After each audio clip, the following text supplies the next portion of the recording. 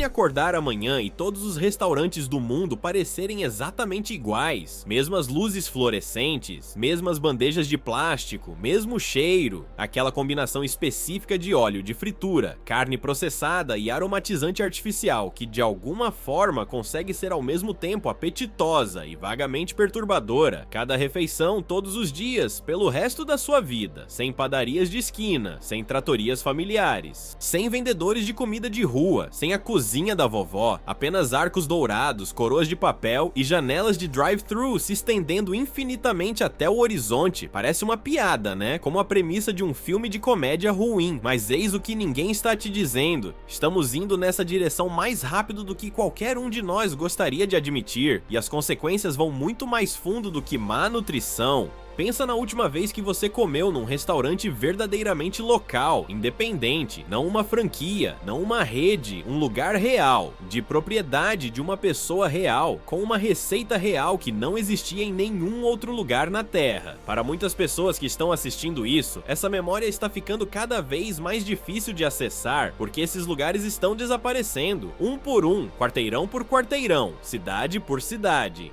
Deixa um comentário contando o que você está pensando sobre esse conteúdo e se inscreve no canal. Isso realmente me ajuda a alcançar meus objetivos e continuar trazendo conteúdo de qualidade e instigante para você. E me conta de onde você está assistindo ou ouvindo. Só nos Estados Unidos, restaurantes independentes têm fechado a uma taxa alarmante por décadas. A pandemia acelerou isso brutalmente, enquanto as redes de fast food não apenas sobreviveram, mas expandiram. Dezenas de milhares de restaurantes independentes fecharam permanentemente. O campo de jogo não é apenas desigual, é um precipício. E essa não é apenas uma história americana. Caminhe pelo centro histórico de qualquer grande cidade na Europa, Ásia ou América Latina hoje.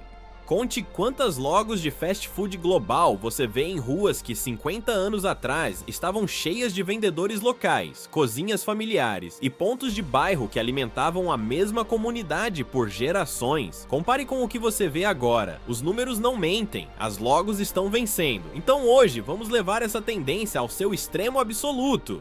Vamos fazer a pergunta que parece absurda na superfície, mas fica mais perturbadora quanto mais tempo você passa com ela. Como seria o mundo realmente se o fast food fosse a única comida? Se cada refeição, em todo lugar na Terra, viesse de um sistema padronizado, industrializado, otimizado globalmente, projetado não para te nutrir, mas para te fazer voltar por mais? E eu prometo, essa história é em partes iguais fascinante e profundamente perturbadora, porque não é só sobre comida, nunca foi, a origem de tudo. Vamos começar onde todas as melhores distopias começam, com algo que parecia completamente inofensivo. É 1940. Richard e Maurice McDonald abrem um pequeno quiosque de hambúrgueres em San Bernardino, Califórnia. Nada especial na superfície, apenas dois irmãos tentando ganhar a vida na América do pós-guerra, mas eles têm uma ideia tão simples e tão poderosa que eventualmente reformularia o conceito inteiro de como os seres humanos comem. Velocidade, consistência, acessibilidade. Em vez de uma cozinha tradicional onde cada cozinheiro adiciona seu próprio toque, seu próprio timing,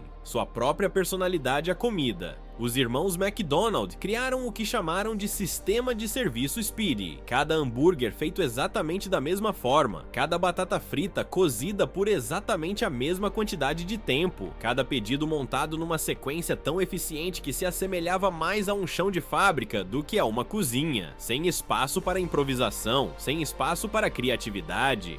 Sem espaço para o tipo de acidente feliz que dá origem a uma nova receita ou a um sabor adorado, apenas uma mesmice perfeita, repetível, escalável, e funcionou espetacularmente. Dentro de uma década, o modelo havia sido copiado, expandido, franqueado por toda a América. Ray Kroc viu a operação em 1954, reconheceu algo histórico no que os irmãos tinham construído e o transformou em um império global que eventualmente abrangeria mais de 100 países. Quando os anos 1970 chegaram, o fast food não era apenas uma opção gastronômica, estava se tornando o padrão, a expectativa, e é aqui que a história começa a ficar realmente interessante, porque quando algo se torna o padrão, tudo mais começa a aparecer a exceção, a anomalia, o inconveniente.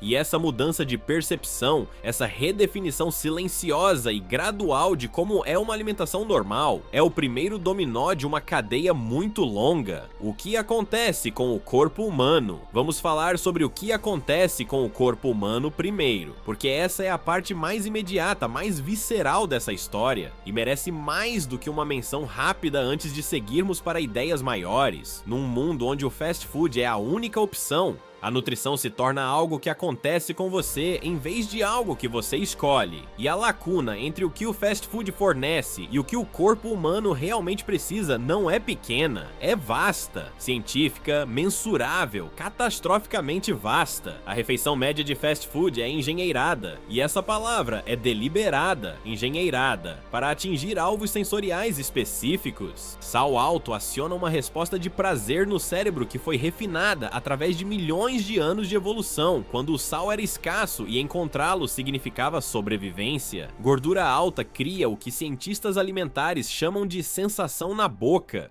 Aquela textura encorpada e satisfatória que seu cérebro registra como profundamente recompensadora, porque gordura historicamente significava calorias, e calorias historicamente significavam vida.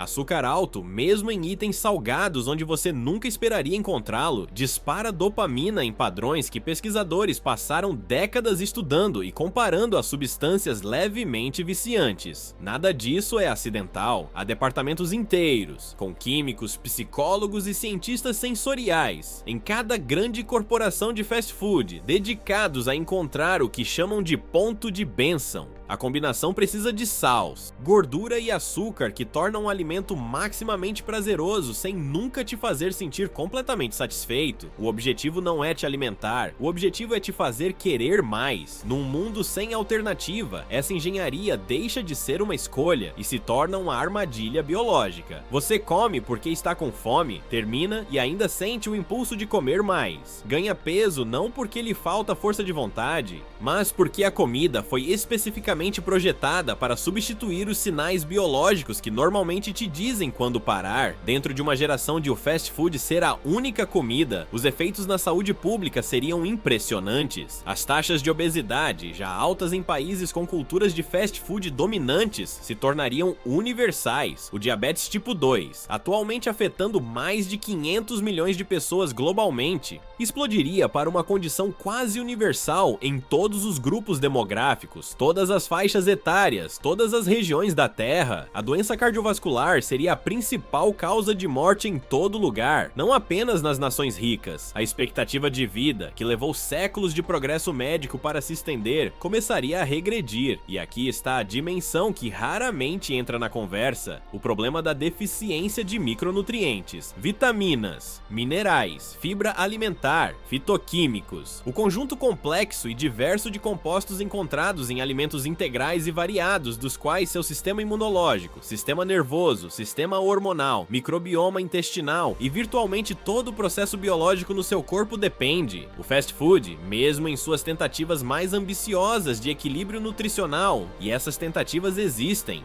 são apenas fundamentalmente limitadas pelo modelo de negócios, simplesmente não consegue replicar a diversidade que uma dieta genuinamente variada fornece. Um mundo somente fast food não criaria apenas uma população mais obesa, criaria uma população fundamentalmente, biologicamente frágil, sistemas imunológicos menos capazes de combater infecções, desenvolvimento cognitivo em crianças comprometido por lacunas nutricionais durante as janelas mais críticas do desenvolvimento cerebral.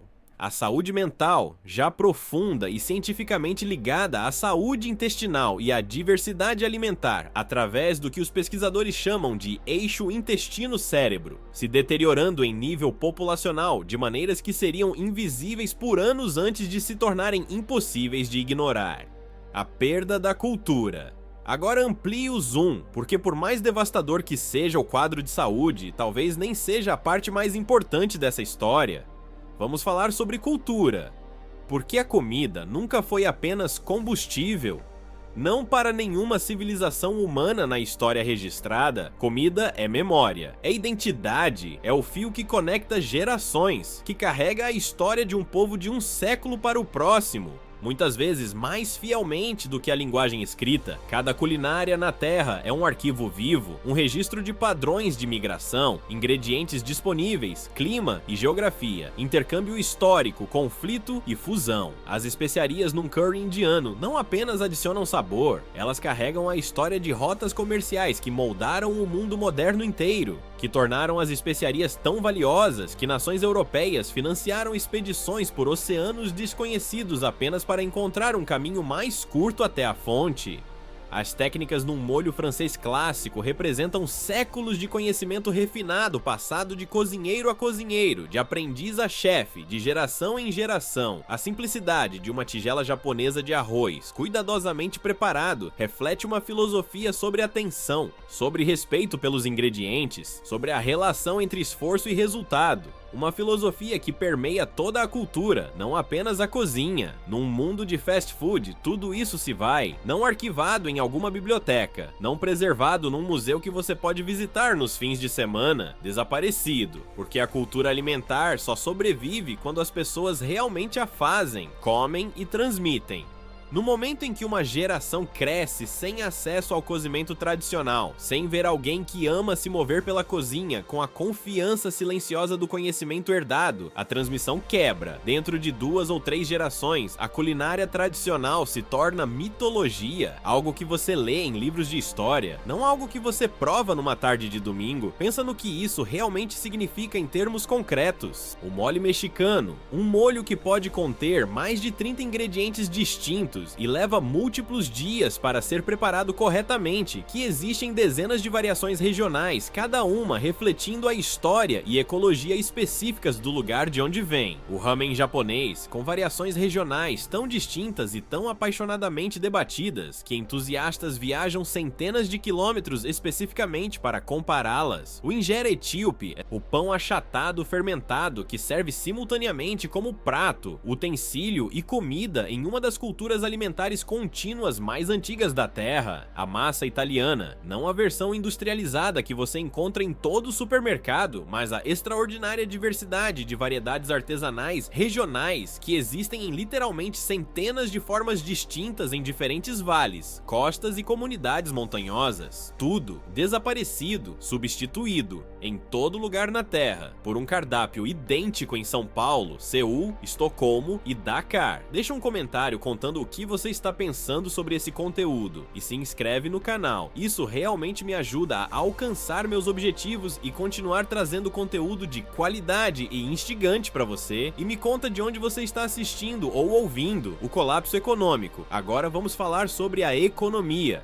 Porque é aqui que a história para de ser melancólica e começa a ser genuinamente alarmante de uma maneira diferente. A indústria de restaurantes, globalmente, é uma das maiores empregadoras do mundo. Centenas de milhões de pessoas trabalham em serviços de alimentação de alguma forma, e a vasta maioria desses empregos, a esmagadora maioria, não está em redes multinacionais, está em restaurantes independentes. Pequenos negócios de propriedade de indivíduos e famílias, empregando funcionários locais, obtendo ingredientes de fornecedores locais e regionais, circulando dinheiro dentro das comunidades locais de uma forma que os economistas chamam de efeito multiplicador. Quando você gasta dinheiro em um restaurante de propriedade local, esse dinheiro não desaparece em uma sede corporativa em outro país. Paga um chefe local, que compra mantimentos num mercado local, que paga um fazendeiro local, que compra combustível num posto local, que manda os filhos para uma escola local. O mesmo real toca múltiplas vidas dentro da mesma comunidade, antes de eventualmente sair. Esse é o efeito multiplicador, e é um dos mecanismos mais poderosos para construir e sustentar a saúde econômica local. Nos Estados Unidos, restaurantes independentes representam aproximadamente 70% de todos os estabelecimentos de restaurante. Globalmente, em países com infraestrutura de fast food menos desenvolvida, a porcentagem de serviços de alimentação de propriedade local é ainda maior. Esses negócios não são periféricos às economias locais, são fundamentais para elas. Remova o restaurante independente e você não perde apenas uma opção gastronômica.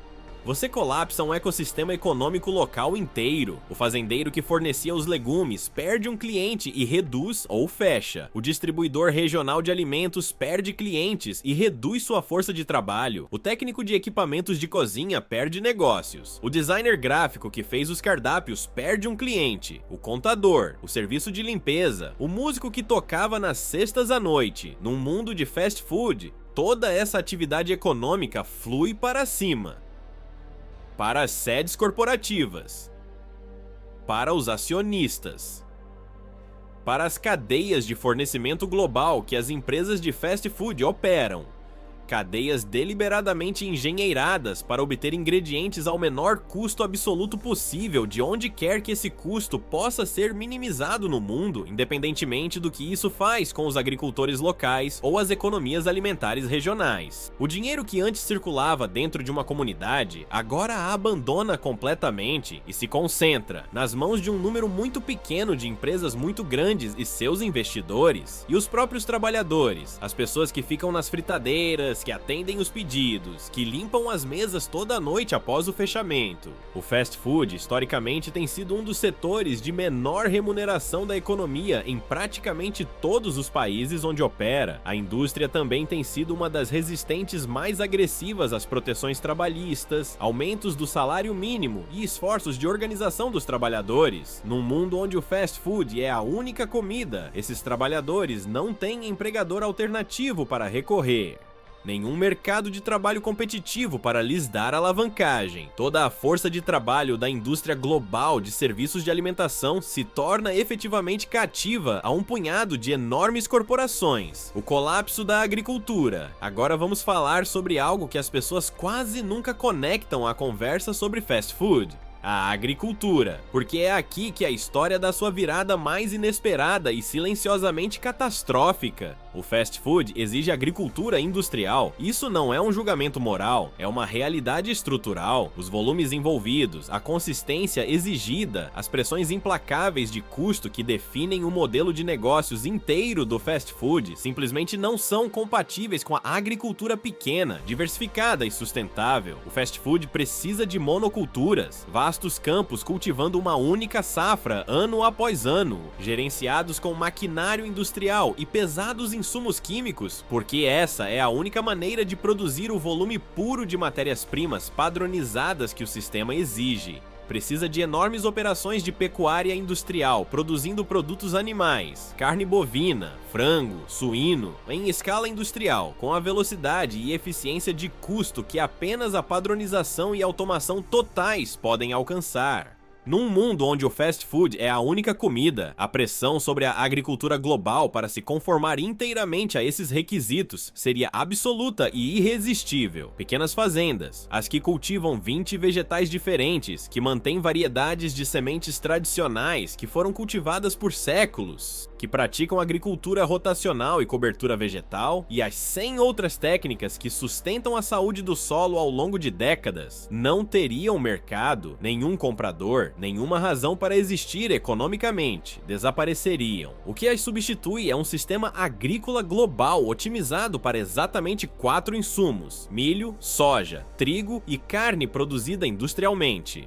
Todo o resto, a extraordinária biodiversidade do suprimento alimentar global, as milhares de variedades de plantas e raças animais que foram desenvolvidas ao longo de 10.000 anos de agricultura humana, se torna economicamente irrelevante. E coisas que são economicamente irrelevantes, num mundo orientado pelo mercado, param de ser cultivadas, param de ser criadas, silenciosamente desaparecem. A Organização das Nações Unidas para a Alimentação e Agricultura estima que 75% da diversidade alimentar mundial foi perdida apenas no século XX, e isso foi antes que um hipotético mundo somente fast food acelerasse o processo ao seu extremo lógico. Estamos falando da potencial extinção de milhares de variedades de plantas alimentares que evoluíram ao longo de milênios, cada uma solução única para condições ambientais específicas. Cada uma carregando informação informação genética que poderia ser inestimável para desenvolver culturas resilientes numa era de mudança climática, desaparecidas, porque não havia mercado para elas. O quadro completo. Então aqui estamos, no fim de um experimento mental que começou com uma pergunta boba e terminou num lugar muito mais sombrio do que esperávamos. Deixa eu juntar tudo.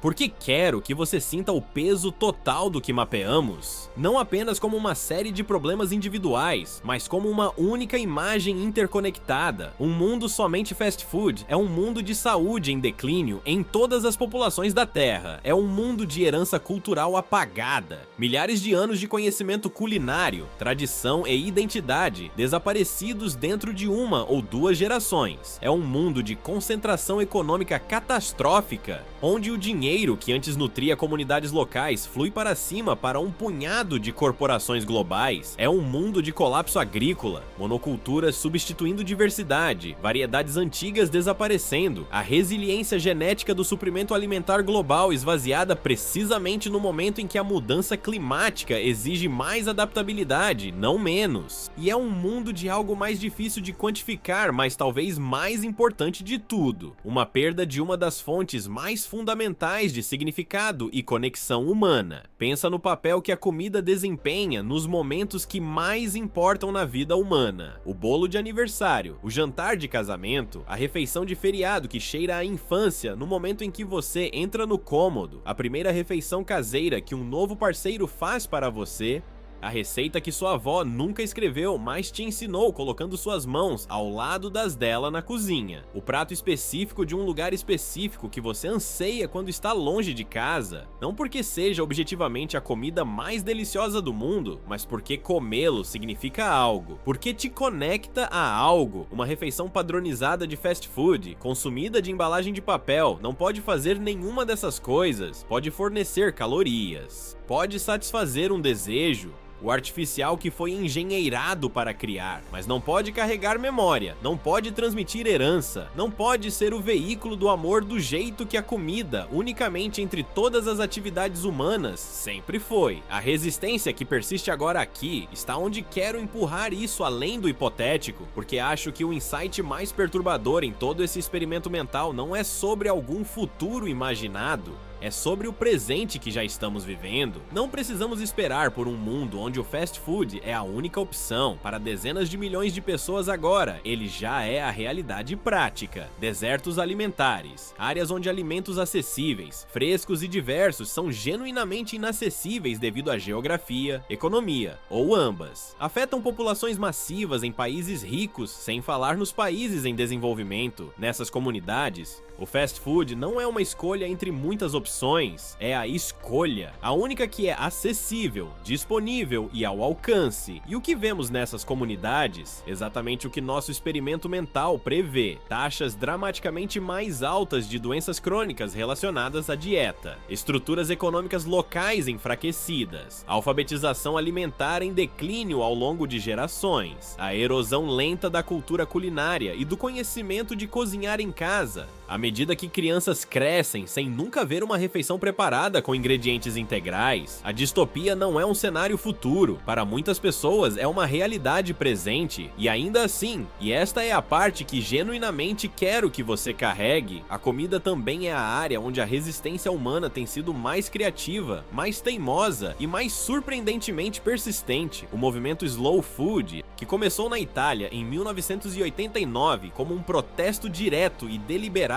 contra a abertura de um McDonald's perto da escadaria espanhola em Roma, um dos espaços públicos mais culturalmente significativos do mundo, cresceu para uma rede global de milhões de pessoas comprometidas em preservar a biodiversidade alimentar, apoiar produtores locais e manter vivo o conhecimento culinário tradicional. Começou como um protesto, tornou-se uma filosofia, é agora um movimento que abrange mais de 160 países. Hortas comunitárias estão se multiplicando em áreas urbanas em todo o mundo, em bairros onde uma geração atrás a ideia de cultivar sua própria comida teria parecido irrelevante ou impossível. Feiras de agricultores estão se expandindo mesmo enquanto redes de supermercados se consolidam. Jovens chefs estão deliberadamente fazendo peregrinações a aldeias remotas para aprender técnicas culinárias morrentes com praticantes idosos antes que esse conhecimento morra com eles. Conteúdo de culinária caseira, receitas, técnicas, história alimentar é alguns dos materiais mais assistidos na internet porque as pessoas têm fome desse conhecimento de uma forma que vai além da nutrição. As pessoas, acontece,